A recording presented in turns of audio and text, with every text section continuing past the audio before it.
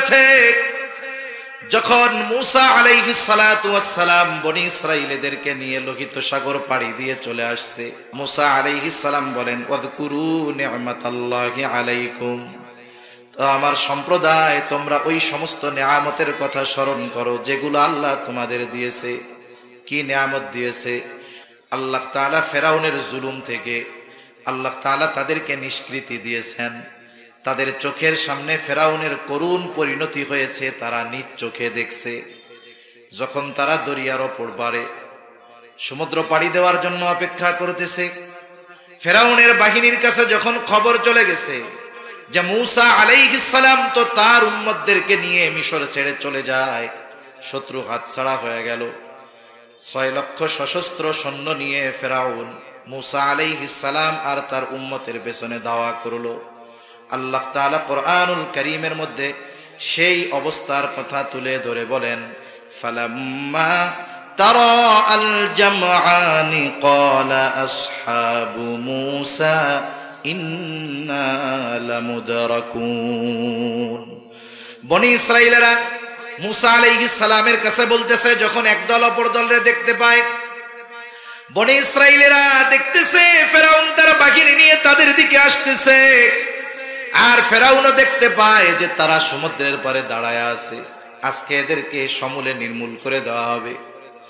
এমত অবস্থায় মূসা আলাইহিস সালামের সাথীরা মূসা আলাইহিস সালাম রে বলতেছে, মূসা ইন্না লামুদরাকুন, আমরা তো ধরা পড়ে গিয়েছি, এখন তো বাঁচার কোনো উপায় নাই। 3 দিক দিয়ে ফেরাউনের বাহিনী, একদিকে সমুদ্র, হয়তো ফেরাউনের অস্ত্রের আঘাতে মরতে হবে অথবা সমুদ্রের পানিতে পড়ে মরতে হবে, তার মানে বাঁচার তো আর কোনো উপায় নাই। কিন্তু মূসা আলাইহিস সালাম এই পথে তো নিজ সিদ্ধান্তে আসেন নাই, বরং এই পথে আসার সিদ্ধান্ত যিনি দিয়েছেন তিনি কে? এজন্য শত্রু যদি চতুর্দিকে বেষ্টন করে ফেলে, আমরা যদি ঈমানি শক্তিতে বলীয়ান হতে পারি, শত্রুর সংখ্যা যত হোক, আমাদেরকে ওই শত্রুর মোকাবেলায় পথ প্রদর্শন যিনি করবেন তিনি কে? আল্লাহ।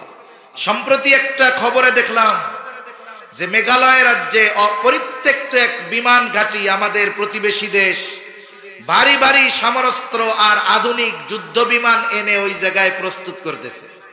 প্রতিবেদক লিখতেছে, ওই বিমান ঘাঁটি থেকে তাদের ফাইটার যেই বিমান, যুদ্ধ বিমান, এটা ঢাকায় আসতে মাত্র 5 মিনিট লাগবে। কয় মিনিট? এই প্রতিবেদনগুলোর দ্বারা কিছু বুঝেননি, সংবাদ তো দিল, কিন্তু এর দ্বারা আমাদের একটা মেসেজ দিছে না, এটা শুধু একটা জানার খবর না, আমাদেরকে জানাইতেছে বেশি লাফালাফি করো না, ঢাকা উড়াই দিতে আমাদের মাত্র 5 মিনিট লাগবে। কথা বুঝেন নাই মনে হয়। চতুর্দিক দিয়ে ঘিরে ফেলছে, সমুদ্র একদিক, 3 দিকে আছে সেনাবাহিনী ফেরাউনের। আল্লাহ রাব্বুল আলামিন ওই অবস্থায়ও মূসা আলাইহিস সালামের সাথীদের রাস্তার ব্যবস্থা করে দিয়েছে। মূসা আলাইহিস সালামকে যখন তার উম্মতেরা বলতেছে ইন্না লামুদরাকুন, আমরা ধরা পড়ে গিয়েছি, আর মূসা আলাইহিস সালাম তৎক্ষণাৎ তাদের কথার জবাবে বলেন, কাল্লা ইন্না মাইয়া রাব্বি সায়াহদিন, কখনোই ধরা পড়বো না, এখনো পড়বো না, পরেও পড়বো না। অনেক সময় হয় না, শত্রু একবার যদি হাতছাড়া হয়, রাগ তো জমা থাকে, দ্বিতীয়বার যদি পায় ওরে সাইজ ডাবল করে। ওদের ভয় হলো যদি এখন কোনো মতে বাঁচি, পরে যদি ধরা পড়ি তাইলে তো সাইজ ডাবল দিবে। তার মানে মূসা আলাইহিস সালাম জানায় দিলেন, ধরা এখনো পড়বো না, পরবর্তীতে পড়লে ডাবল সাইজ হওয়া লাগবে, এ চিন্তা কইরো না, কখনোই সে আমাদেরকে ধরতে পারবে না। এখন প্রশ্ন হইতে পারে, তো বনি ইসরাইলের কি বলেন ধরা পড়বো না? লড়াই করার মতো অস্ত্র নাই, সমুদ্র পাড়ি দেওয়ার মতো কোনো বাহন নাই, লড়াই করার অস্ত্র নাই, সমুদ্র পাড়ি দেওয়ার ব্যবস্থা নাই, কি কইরা বলেন ধরা পড়বো না? আমাদের কাছে তো কোনো কিছুই নাই। মূসা আলাইহিস সালাম বলেন, ইন্না মাইয়া রাব্বি, ওদের সাথে যা থাকে থাক, আমার সাথে যিনি আছেন তিনি কে? আমার সাথে রব আছে, ধরা পড়বো না। প্রথম কারণ কি? যে আমার সাথে কে আছে? রব আছে, আমার রব আছে। সায়াহদিন, যেই রব পথ দেখায় এই পর্যন্ত আনছে, ওই রব এখনই বাকি পথ দেখায় দিবে। সুবহানাল্লাহ বলেন। আল্লাহ রাব্বুল আলামিনও পথ দেখায় দিলেন। আল্লাহ তাআলা বলেন, ফাআওহাইনা ইলা মূসা আনিদরিব বিআসাকাল বাহর ফানফালাকা ফাকানা কুল্লু ফিরকিন কাত-তাউদিল আযীম। আল্লাহ তাআলা ওহী পাঠায় দিলেন মূসা আলাইহিস সালামের কাছে, প্রত্যাদেশ পাঠায় দিলেন, আনিদরিব বিআসাকাল বাহর। মূসা আলাইহিস সালামের সাথে যেই হাতে যেই লাঠিটা ছিল, এটা ছিল ওনার অন্যতম মুআজিজা। আল্লাহ তাআলা আদেশ করলেন, লাঠি দিয়া সাগরের উপরে আঘাত করেন। সাগরে আঘাত করলে লাঠি দিয়া কি হবে? একটা ঢেউও হবে না। কিন্তু মূসা আলাইহিস সালাম বলেন নাই কেন মারবো, আদেশ করার সাথে সাথে বাড়ি মেরা দিছে। সুবহানাল্লাহ।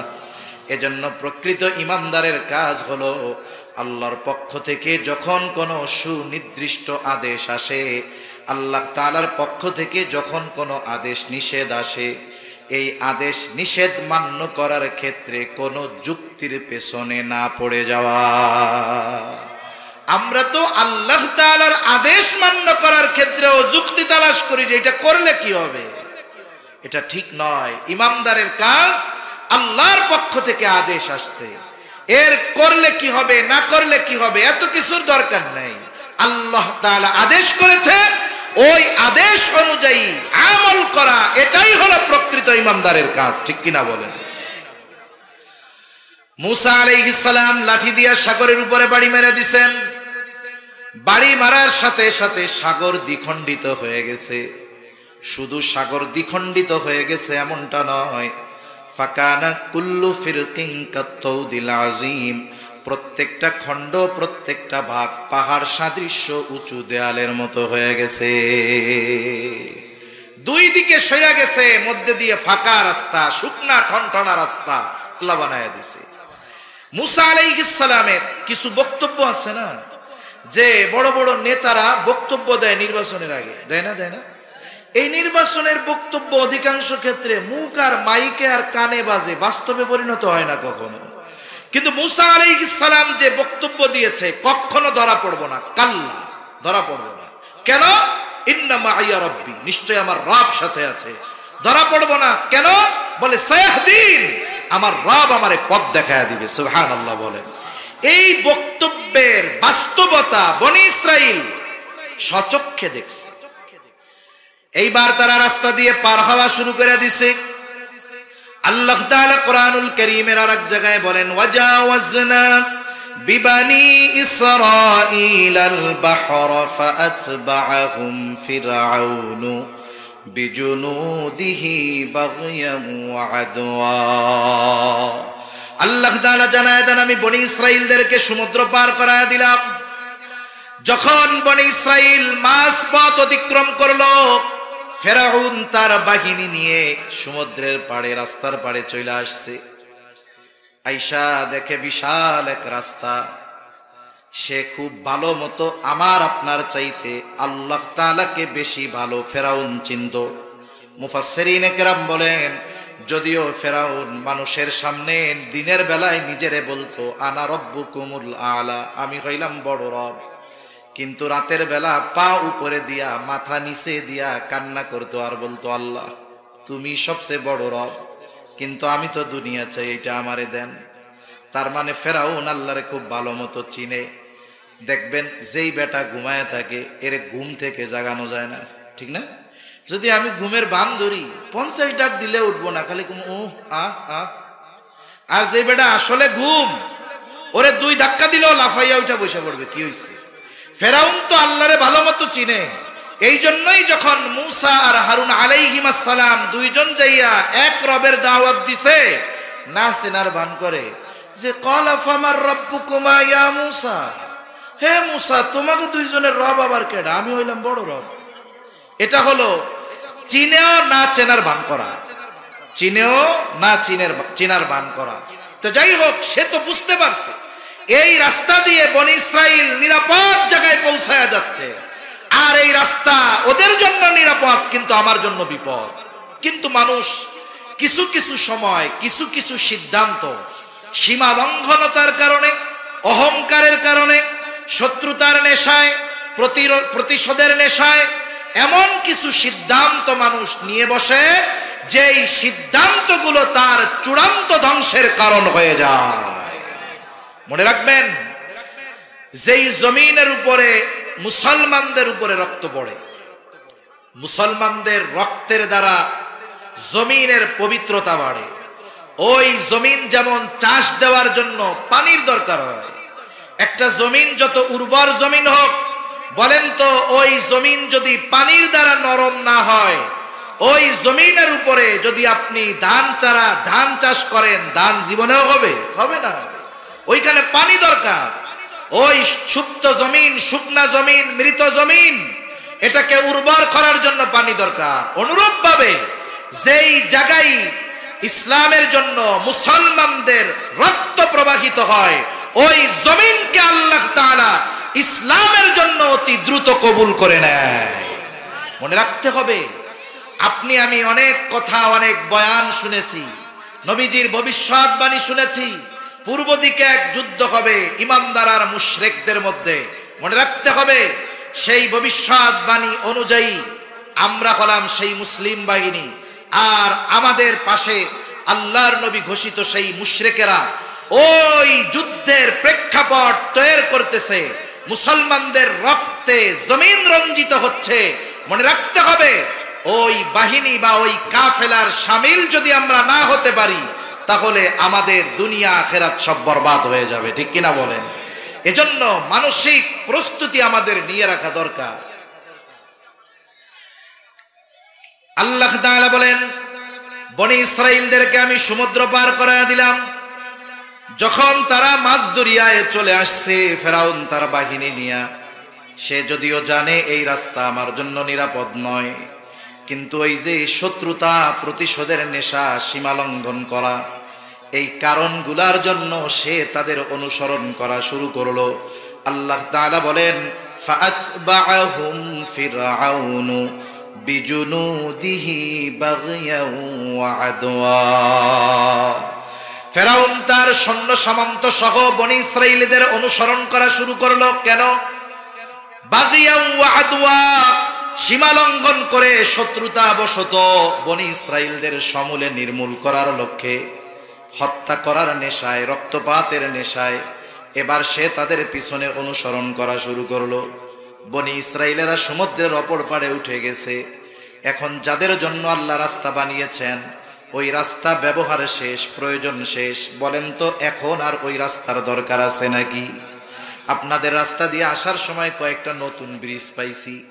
ব্রিজের পাশ দিয়া, ব্রিজ কমপ্লিট হওয়ার আগে একটা পার্শ্ব রাস্তা ছিল। বলেন তো, এখন যদি কেউ গিয়া গভর্নমেন্টের কাছে বলে, আমরা 6 মাস, 9 মাস, 1 বছর ওই রাস্তা দিয়া চলছি, এখন ব্রিজ হয়ে গেছে, ওই রাস্তাটার আর কোনো দাম নাই, তাই না?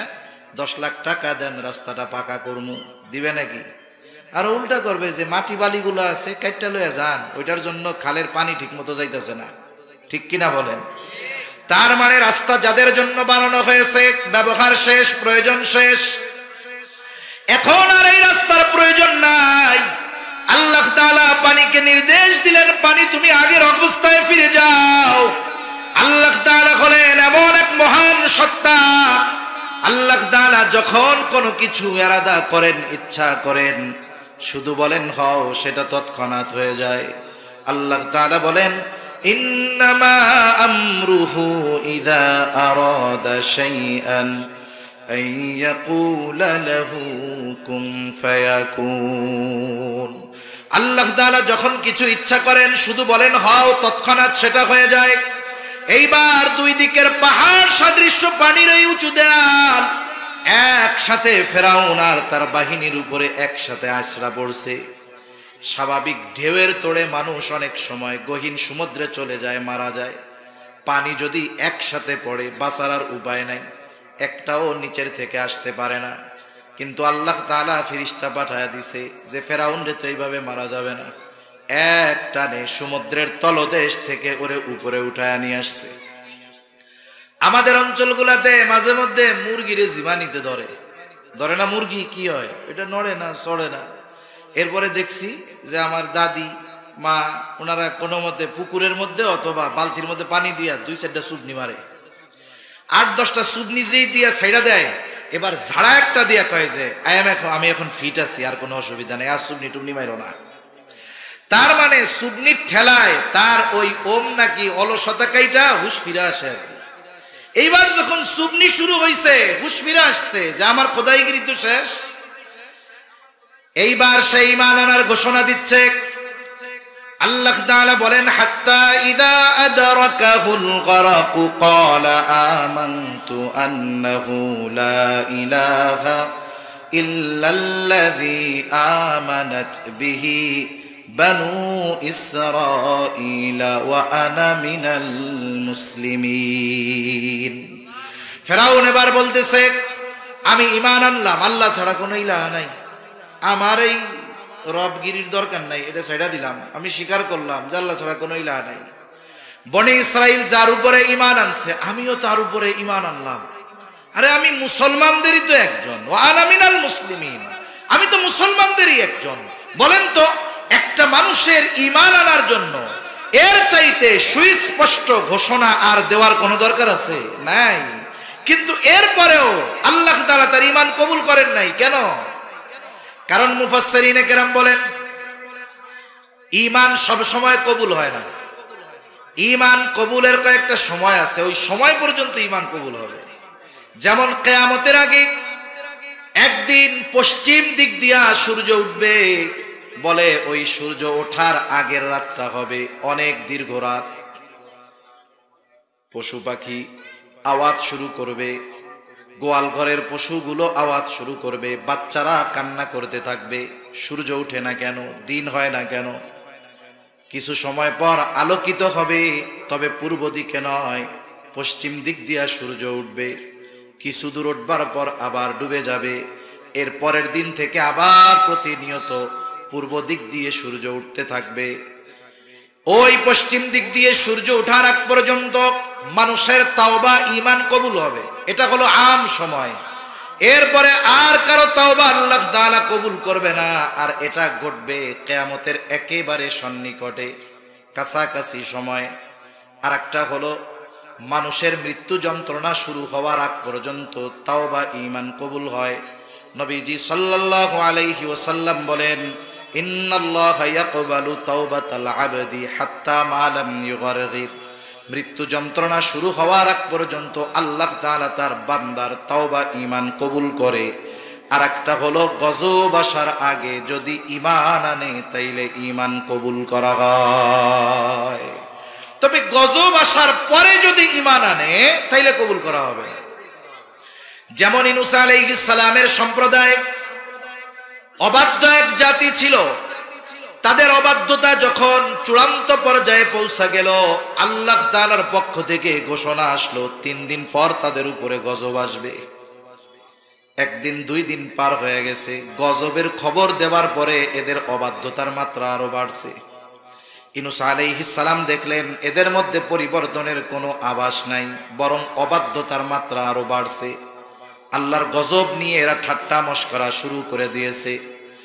ইউনূস আলাইহিস সালাম চিন্তা করলেন, স্বাভাবিক, যখন আল্লাহ তাআলা কোন সম্প্রদায়ের উপরে গজব দিছে, আল্লাহ গজব দেওয়ার আগে ওই এলাকায় যাকে আল্লাহ নবী হিসাবে প্রেরণ করেছেন তাকে আগে নিরাপদ জায়গায় নিয়েছেন, এরপরে গজব দিছে।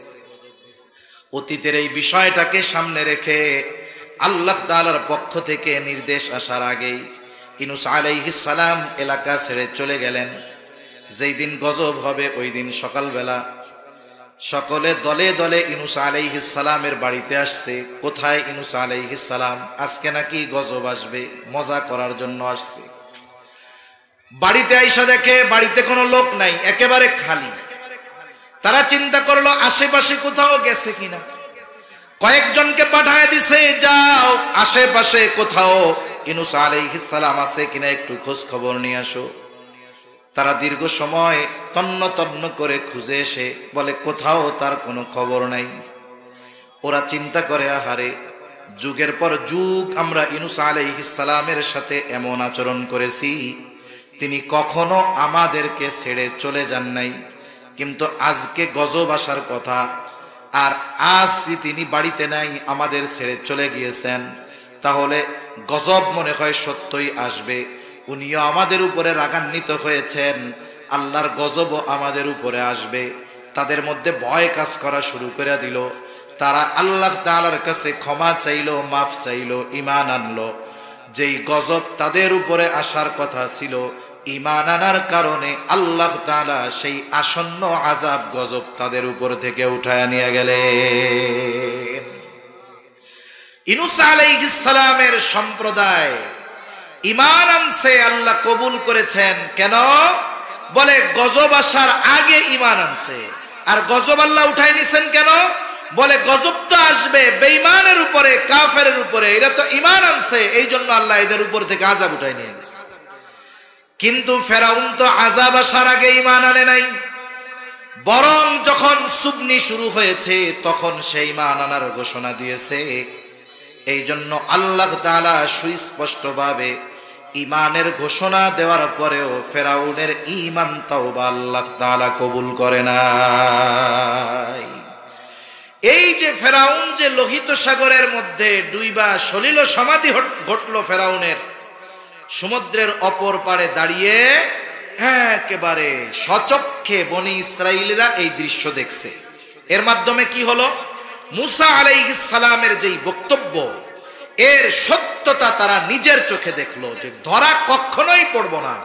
কেন পড়ব না?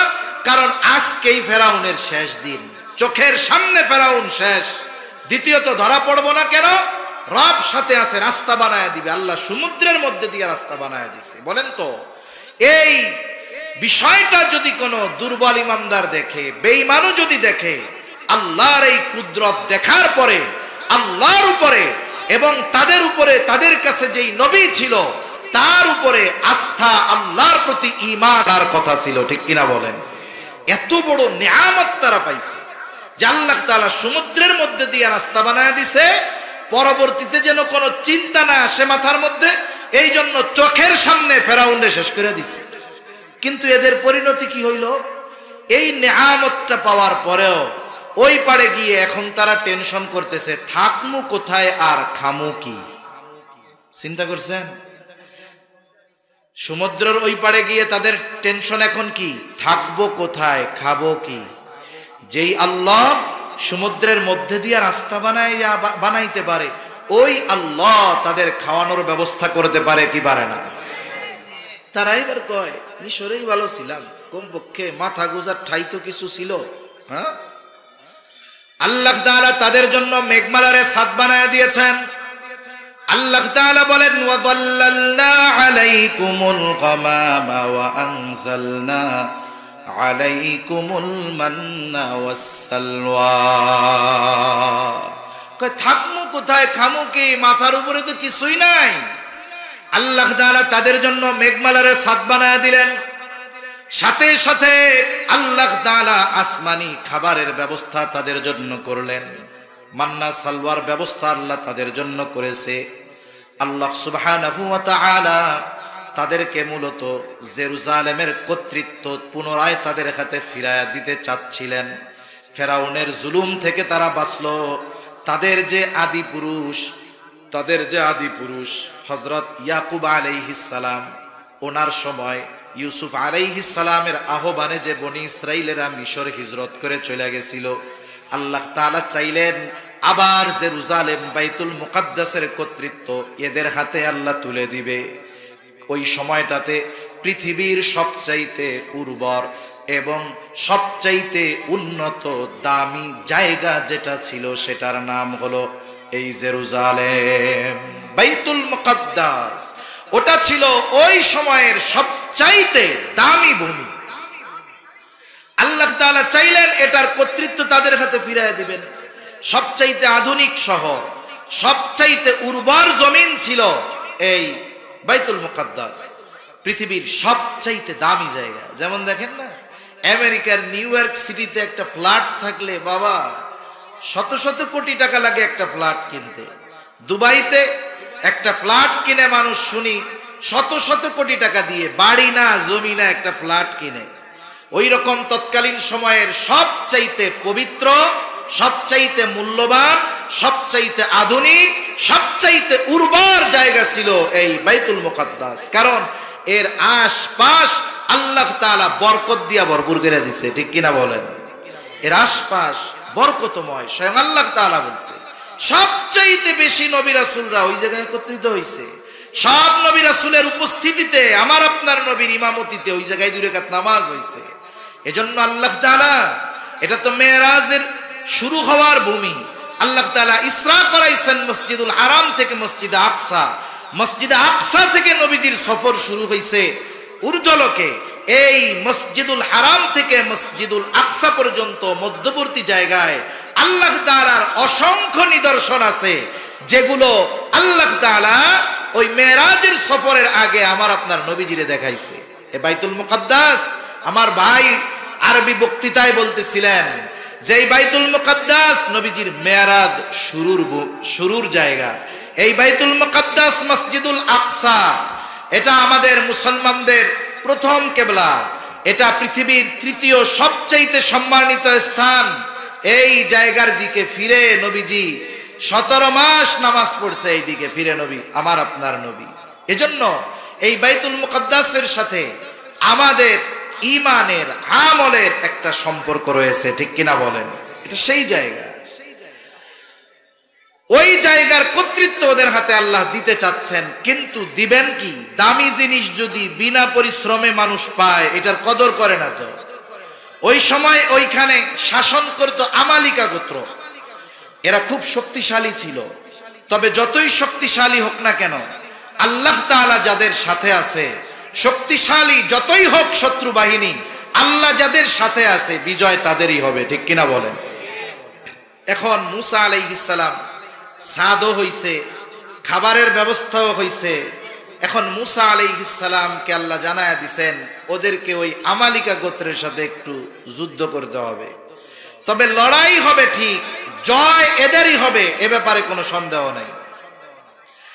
মুসা আলাইহিস সালাম তার সম্প্রদায়কে ডাইকা বলতেছে, আল্লাহ তাআলা কোরআনুল কারীমের মধ্যে বলেন, ওয়াইদ ক্বালা মূসা লিকাওমিহি ইয়া কওমি যকুরু নি'মাতাল্লাহি আলাইকুম ইয জাআলা ফীকুম আমবিয়া ওয়া জাআলাকুম মুলুকা ওয়া আতাকুম মা লাম ইউতি আহাদাম মিনাল আলামিন। আমি যেই কথা বলতেছিলাম যে আল্লাহ তাআলা এই জাতিকে কত নেয়ামত দিয়েছে, কোরআনুল কারীমে সূরা বাকারার মধ্যে ধারাবাহিকভাবে বনি ইসরাইলকে প্রদত্ত অনেকগুলো নেয়ামতের কথা আল্লাহ বর্ণনা করেছেন। আবার এই নেয়ামতগুলোর বিপরীতে তাদের যে নাশকরি, এগুলোর বিষয়ও আল্লাহ তাআলা উল্লেখ করেছে। মুসা আলাইহিস সালাম তাদেরকে যুদ্ধের নির্দেশ দেওয়ার আগে নেয়ামতের কথা স্মরণ করায় দিচ্ছে। কারণ অনেক সময় আছে, আপনি যদি আমাকে কঠিন কোনো বিষয়ের আদেশ দিতে চান, আর অতীতে যদি আমার প্রতি আপনার কোনো অনুগ্রহ থাকে, আদেশ দেওয়ার আগে যদি ওই অনুগ্রহের কথা আমার একটু স্মরণ করায় দেন, তাহলে স্বাভাবিকভাবে আমার বিবেক বলবে, আহারে, যেই ব্যক্তি অতীতে আমার জন্য এত কল্যাণকর কিছু করেছে, আজকে তার আদেশটা কষ্ট হলেও আমার মান্য করা দরকার, ঠিক কিনা বলেন? এই জন্য জিহাদের আদেশ দেওয়ার আগে মুসা আলাইহিস সালাম আল্লাহ প্রদত্ত বনি ইসরাইলীদেরকে দেওয়া কিছু নেয়ামতের কথা উল্লেখ করতেছে। মুসা আলাইহিস সালাম তার সম্প্রদায়কে বলতেছে, আল্লাহ তাআলা বলেন, ওয়াইদ ক্বালা মূসা লিকাওমিহি ইয়া কওমি যকুরু নি'মাতাল্লাহি আলাইকুম ইয জাআলা ফীকুম আমবিয়া ওয়া জাআলাকুম মুলুকা। মুসা আলাইহিস সালাম বলেন, ওয়াযকুরু নি'মাতাল্লাহি আলাইকুম, তো আমার সম্প্রদায় তোমরা ওই সমস্ত নেয়ামতের কথা স্মরণ করো যেগুলো আল্লাহ তোমাদের দিয়েছে। কি নেয়ামত দিয়েছে? স্বাভাবিকভাবে নেয়ামতটা যদি এক হিসাবে ধরি তাহলে দুই ধরনের হয়। একটা হলো ইহলৌকিক, আর একটা হলো পরলৌকিক। একটা হলো দুনিয়াবি, আর একটা হলো পরকালীন সম্পৃক্ত। পরকালীন সম্পৃক্ত অথবা জাগতিক সম্পৃক্ত সবচাইতে বড় নেয়ামত হলো নবুওয়াত। নবুওয়াতের মতো মর্যাদাপূর্ণ সম্মানজনক নেয়ামত আর কিছু হইতে পারে না।